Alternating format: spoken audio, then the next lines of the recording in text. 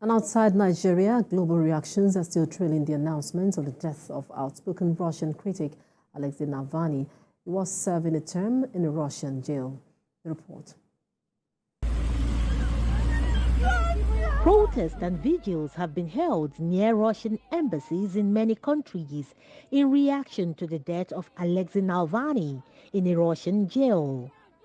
He was a ferocious critic of the Russian President Vladimir Putin. More than 100 street protesters have been reportedly detained in Russian cities as people get repeated warnings not to engage in protest. A spokesperson for the late outspoken critic confirmed again Saturday he died in the Russian prison where he was serving a jail sentence. World leaders are reacting.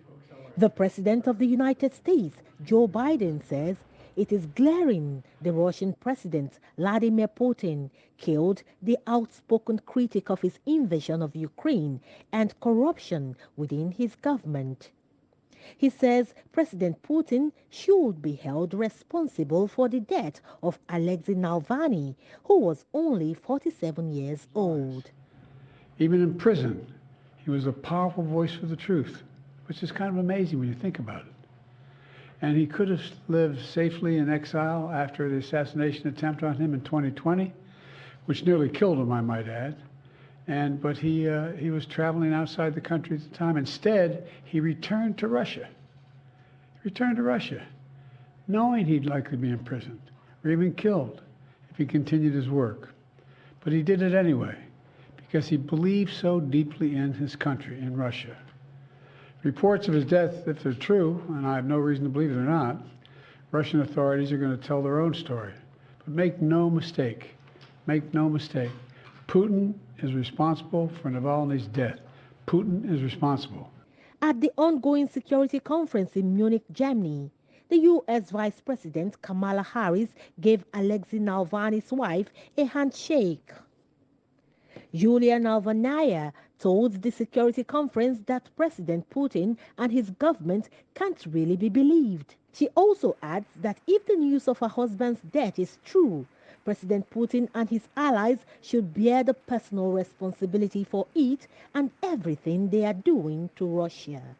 She asked everyone present to unite and help punish the Russian regime.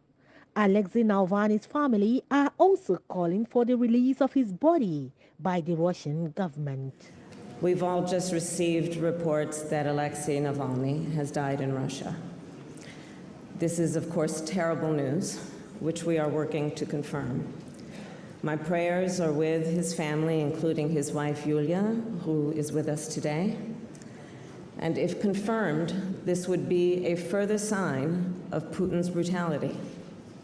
Whatever story they tell, let us be clear, Russia is responsible.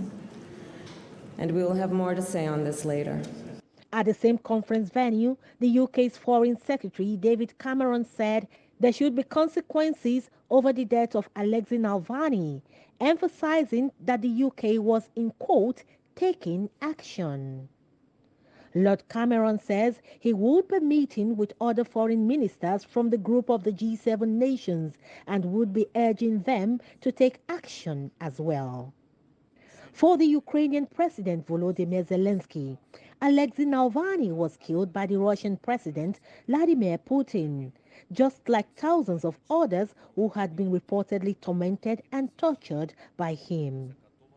Alexei Navalny had been in a Russian jail since 2021 over alleged politically motivated charges. In the month of August 2023, he was given an extra 19 years in jail after a 9-year jail sentence.